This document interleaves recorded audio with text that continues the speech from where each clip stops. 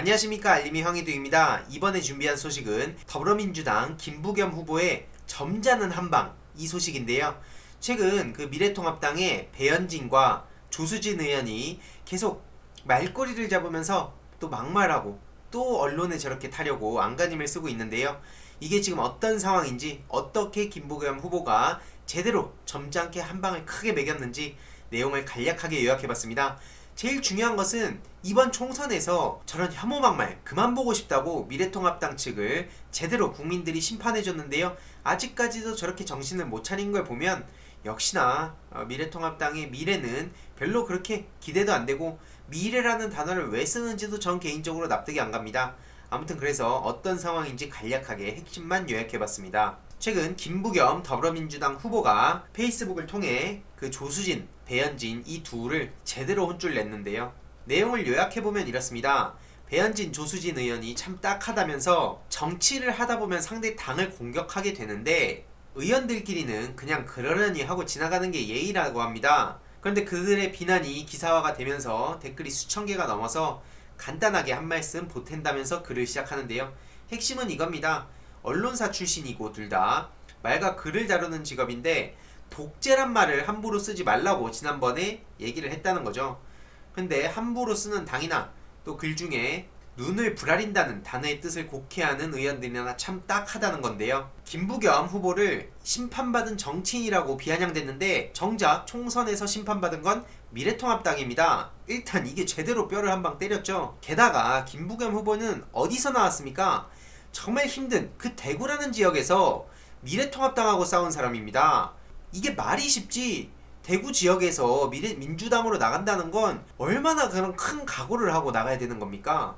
물론 그 지역에서 후보들은 전멸했지만 전국의 다른 지역에서 대승을 거둬서 김부겸 후보는 자랑스럽다는 입장을 밝히고 있고요. 애초에 독재란 반대팔을 가두고 패고 고문하고 조서를 조작하고 인권 말살의 범죄 행위를 의미하는 게 독재인데, 이 무시무시한 짓들을 했던 게 어딥니까? 이 과거의 역사를 봤을 때는 미래통합당이 제대로 저렇게 그 독재의 뿌리를 갖고 있지 않습니까? 박정희를 그렇게 찬양하고 이승만을 찬양하고 건국절 1948년이라 그러고 반민특위 이거 가지고 지금 최근에 나경원 씨가 반민특위로 국민들 분열했다 이 막말했다가 얼마나 크게 혼쭐 났습니까?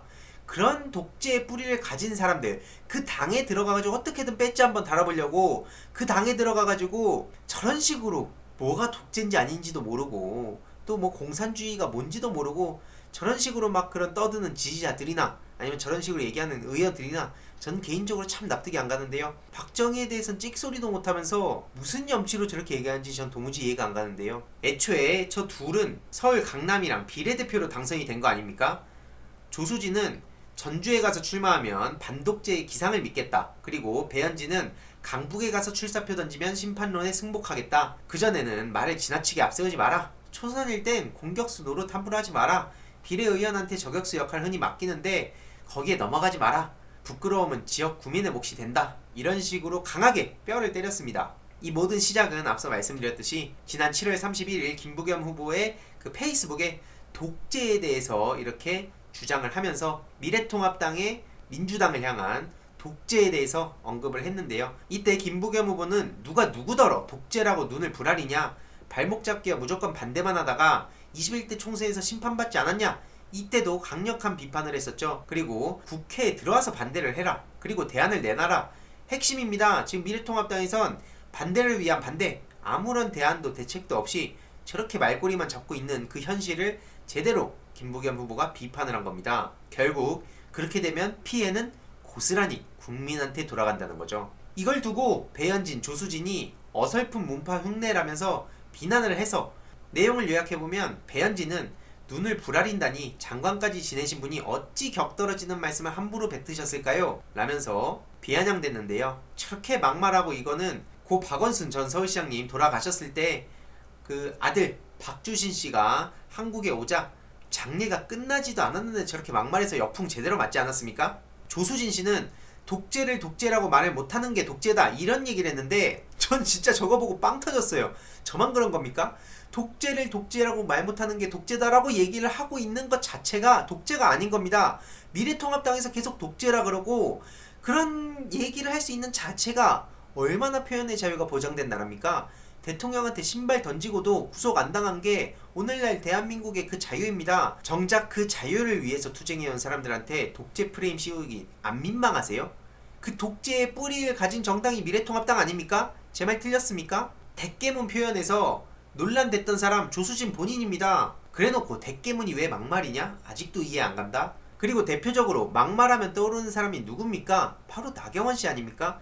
요즘 제가 윤석열 검찰 좀 내용 다루느라고 나경원 씨한테 너무 소홀했던 것 같은데 마침 잘 얘기했습니다. 막말 품격? 나경원이야말로 정말 그 품격이 너무 낮은 정말 그런 그 대표적인 최악의 정치인으로 알려진 사람 아닙니까? 저렇게 문파, 달창 이런 얘기하고 뭐 김정은 수석 대변인이라는 낯뜨거운 이야기를 듣지 않게 해달라. 똑같은 맥락에서 얘기하면 아베의 수석 대변인이라는 낯뜨거운 얘기를 듣지 않게 똑바로 좀 행동하세요 라고도 얘기할 수 있는 거 아니겠습니까? 앞서 말씀드렸듯이 반민특위로 국민 분열했다고 저런 막말을 했고요. 저렇게 빠루들고 국민들한테 정치 혐오감을 부추기기도 했습니다. 이외로도 곽상도 막말 빼놓을 수 없죠. 고 노회찬 전 의원 그리고 고 노무현 전 대통령님 대놓고 비아냥대면서 막말을 하기도 했고요. 고인 모독이죠. 그리고 나경원 씨 비서였던 박창훈도 무상급식, 대통령한테 무상급식 타령하는데 저 사람 제대로 처벌 받았습니까? 저 인간이? 이외로도 차명진, 김대호, 이근열, 주동식 이런 인간들 막말 본인들이야말로 막말 대놓고 하고 있어요. 미래통합당 하면 그냥 막말의 아이콘 아닙니까? 오죽하면 최민희 전 의원은 어설픈 문파 흉내에 딱 떨어지는 얘가 남경필이라고 비판을 했습니다. 김부겸 후보는 반독재 민주화 투쟁으로 잔뼈가 굵은 분이고 당시 집권 세력은 박정희의 공화당, 전두환의 민정당이었죠. 독재의 뜻을 제대로 공부해라. 오죽하면 최민희 의원님까지 이렇게 강하게 입장을 냈고요. 김부겸 의원의 치열한 삶을 폄훼하지 마라.